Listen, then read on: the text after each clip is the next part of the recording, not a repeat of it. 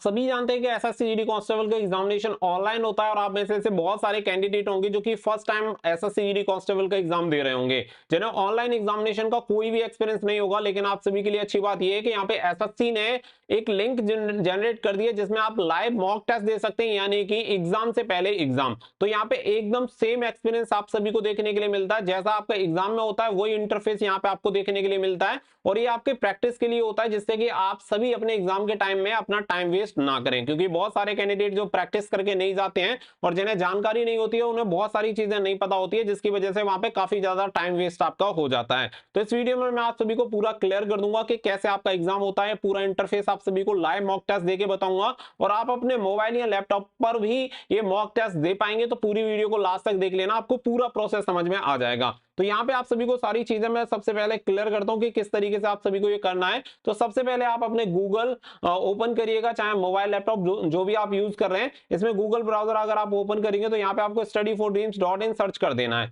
यहाँ पे सबसे ऊपर आपको लिंक मिलेगी study for dreams learn for future, इस पर आपको क्लिक करना है और यहाँ पे आप देखेंगे एसएससी जीडी 2024 फॉर्म स्टेटस जारी हो गया, तो इस पर आपको क्लिक करना है। और जैसे ही आप यहाँ पे क्लिक करेंगे, क्लिक करने के बाद आप क्या करिएगा, थोड़ा सा इसे स्क्रॉल करना है, यानी नीचे आप सभी को खिसक के आ जाना है। नीचे अगर आप आएंगे तो यहाँ पे आपको ऑनलाइन लाइव मॉक प्रैक्टिस आप सभी को देखने के लिए मिल जाएगा। तो यहाँ पे आपको कर देना है क्लिक हियर। तो क्लिक हियर वाली लिंक पे जैसे ही आप क्लिक करेंगे तो आप सभी के सामने ऑफिशियल वेबसाइट का लिंक ओपन हो चुका है, जहां पे आप सभी को जो एग्जाम में आपकी स्क्रीन होती है वही स्क्रीन यहाँ पे आपको दिख रही है। अब होता क्या है कि जब आप एग्जाम में जाते हैं तो आप सभी को इसी तरीके की स्क्रीन देखने के लिए मिलेगी। तो सबसे पहले क्या है कि ये जो आपकी स्क्रीन दिख रही है, यहाँ पे आप सभी को अपना रोल नंबर वगैरह डिटेल यहाँ पे एंटर करनी होती है। तो यहाँ पे जो भी आपकी एंटर आपको इसमें करना है, एकदम ब्लैंक आप सभी को मिलेगा, खाली यहाँ पे मिलता है। तो यहाँ पे आप सभी से बोला जाता है कि आपको अपने जो माउस है उसका यूज करते हुए आपको ये डिटेल्स फिल करनी है। कीबोर्ड का कोई भी यूज नहीं होता और कीबोर्ड आपको टच करना भी नहीं है, इस बात को याद रखिएगा। फिर क्या होगा कि यहाँ पे आपको अपना रोल नंबर जो आपको बताया जाए क्लास टीचर के द्वारा, वो रोल नंबर आपको यहाँ पे एंटर कर देना है। जब आपको बोला जाए तब आपको ये ऐड कर देना है।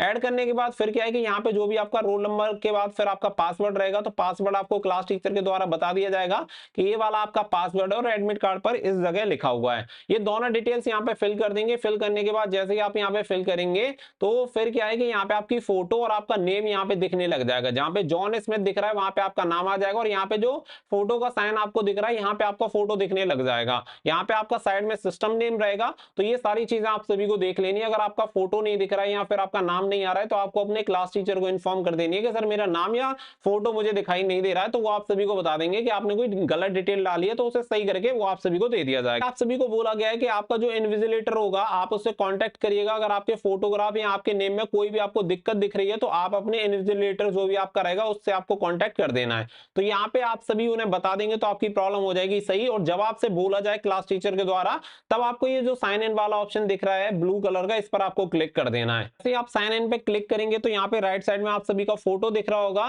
साथ ही में कुछ इस तरीके के इंस्ट्रक्शन आप सभी को दिखने लग जाते हैं, जिसमें आप सभी को देखो अगर आप व्हाइट कलर अगर आपका दिख रहा है तो इसका मतलब है आप अभी तक उस क्वेश्चन पे गए नहीं है। अगर आपको रेड कलर का दिख रहा है तो इसका मतलब ये है कि आपने उस क्वेश्चन का आंसर नहीं दिया है। अगर आपको ग्रीन कलर का दिख रहा है तो इसका मतलब ये है कि आप उसका आंसर दे चुके हैं। तो ये सभी इंस्ट्रक्शन आप सभी को दिए गए हैं। अगर मान के चलो अगर आपको ये पढ़ने में दिक्कत हो रही है, अगर आप इंग्लिश में नहीं पढ़ पा रहे हैं, तो ऊपर आप सभी को दिख रहा है व्यू इन। तो यहाँ पे क्या है, आप इसे हिंदी में क्लिक कर लेंगे तो आपको ये पूरे इंस्ट्रक्शन जो है हिंदी में दिखना स्टार्ट हो जाएंगे। तो आपके ऊपर डिपेंड करता है कि आपको हिंदी में समझ में आ रहा है या इंग्लिश में समझ में आ रहा है। तो उसके अकॉर्डिंग आप यहाँ के जो भाषा है उसे चेंज करके आप इसे पढ़ सकते हैं। पढ़ने के बाद नीचे आपको स्क्रॉल करना है और नीचे स्क्रॉल करने के बाद सारी चीजें आप सभी को यहाँ पे चेक कर लेनी है। जो जो इंस्ट्रक्शन आप सभी को दे रखे हैं 5 मिनट आपको इंस्ट्रक्शन पढ़ने के लिए दिए जाते हैं, तो आराम से पूरे इंस्ट्रक्शन यहाँ पे पढ़ लेना कि किस किस तरीके से होता है। तो ये सारी चीजें आप सभी को इजीली समझ में आ जाएंगी। जैसे कि आंसर वाली जो चीज है वो आप सभी को यहाँ पे मैंने बता दी कि रेड कलर अगर दिख रहा है, अभी मैं आपको बता दूंगा कैसे दिखता है, लाइव एग्जांपल भी बता दूंगा और कैसे आपको देना है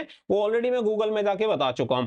तो यहाँ पे क्या है कि आप किसी क्वेश्चन पे लगा भी दे देते हैं तो आंसर लगा देते हैं, फिर उसे हटा भी सकते हैं। तो यहाँ पे क्या है, अब आपको करना है नेक्स्ट, और नेक्स्ट करने के बाद ये वाला इंटरफेस आपके सामने ओपन हो जाता है।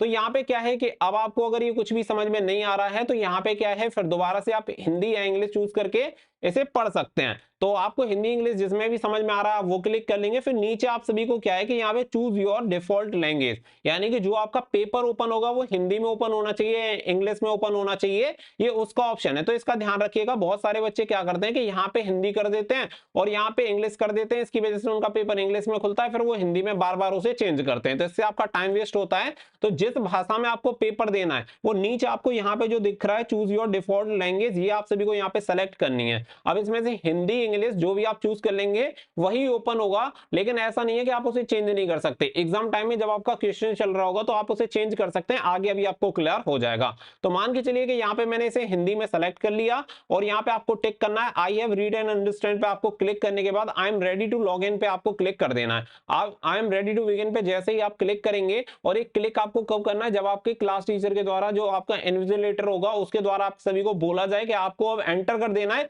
तभी आपको एंटर करना है। ऐसा नहीं है कि अगर आप लेट एंटर करेंगे, आप 10 सेकंड लेट हो गए तो आपका पहले बंद हो जाएगा। पूरा टाइम जो आप सभी के लिए दिया गया है 1 घंटे का टाइम आपको मिलना है, तो 1 घंटे का पूरा टाइम मिलेगा। आपकी घड़ी चलती रहती है, जब 1 घंटा कंप्लीट होगा तो आपका ये अपने आप बंद हो जाता है। ऐसा भी नहीं है कि अगर आपने सबमिट नहीं किया तो क्या होगा, सबमिट नहीं किया तो अपने आप वो सबमिट हो जाएगा 1 घंटे बाद। तो यहाँ पे क्या है, I am ready to begin पे आपको क्लिक कर देना है इन्विजिलेटर के इंस्ट्रक्शन के बाद, और जैसे ही आप इस पे क्लिक करेंगे, क्लिक करने के बाद अब आप देखेंगे कि आपका क्वेश्चन पेपर हो चुका है स्टार्ट। इस तरीके का इंटरफेस दिखेगा जिसमें आपको देखो टाइम यहाँ पे दिखाएगा। जैसे इसमें 15 मिनट हमें मिले हुए हैं, तो 15 मिनट में से आप लगातार देखेंगे कि यहाँ पे जो टाइम है वो कम होता जा रहा है। ऊपर आपको यहाँ पे फोटो दिखेगा, साथ ही में यहाँ पे आपका नाम भी आप सभी को दिख रहा होगा, और यहाँ पे जितने क्वेश्चंस के आप आंसर दे देंगे वो क्वेश्चन आप सभी को दिखेंगे। अब यहाँ पे अगर आप देखेंगे तो देखो 0 यहाँ पे दिखा रहा है कि हमने आंसर कितने क्वेश्चन के दिए हैं, 0 के, और नॉट आंसर यानी कि क्वेश्चन नंबर 1 पे तो 1 का हमने आंसर नहीं दिया, 10 क्वेश्चन ऐसे हैं जिसमें हमने विजिट नहीं किया। वो सारी चीजें आप सभी को इस तरीके से दिखती हैं।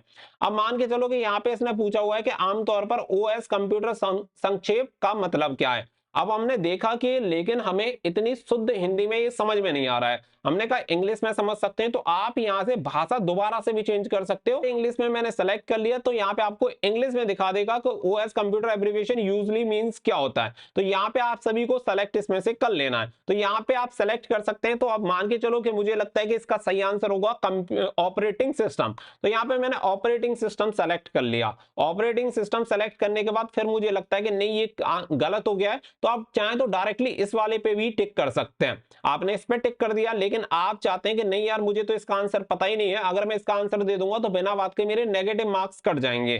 तो इस कंडीशन में क्या है, नीचे आपको दिख रहा है क्लियर रिस्पॉन्स, तो क्लियर रिस्पॉन्स पे आप क्लिक कर दो, तो इन चारों में से आपका ऑप्शन हट गया। क्योंकि बहुत सारे बच्चों को रहता है कि यार टिक तो इस पे लग गया, ये टिक हटेगा कैसे। तो टिक हटाने के लिए अगर आपको लगता है कि आपको इसका आंसर पता ही नहीं है, तो क्लियर रिस्पॉन्स कर दो, तो ये आपका क्लियर हो जाएगा। अब इसका आंसर नहीं हुआ, अगर आपको नहीं आता है तो आपके नेगेटिव के कोई भी नंबर यहाँ पे नहीं कटेंगे। अब आपको लगता है कि चलो दूसरा क्वेश्चन देखते हैं, तो यहाँ पे सेव एंड नेक्स्ट पे आपको क्लिक करते हुए चलना है। सेव एंड नेक्स्ट पे जैसे ही आप पहुंचेंगे तो आपको दिखा देगा कि यहाँ पे आपने 2 के आंसर नहीं दिए हैं, यहाँ पे पूरी डिटेल्स आपको दिखती रहेगी।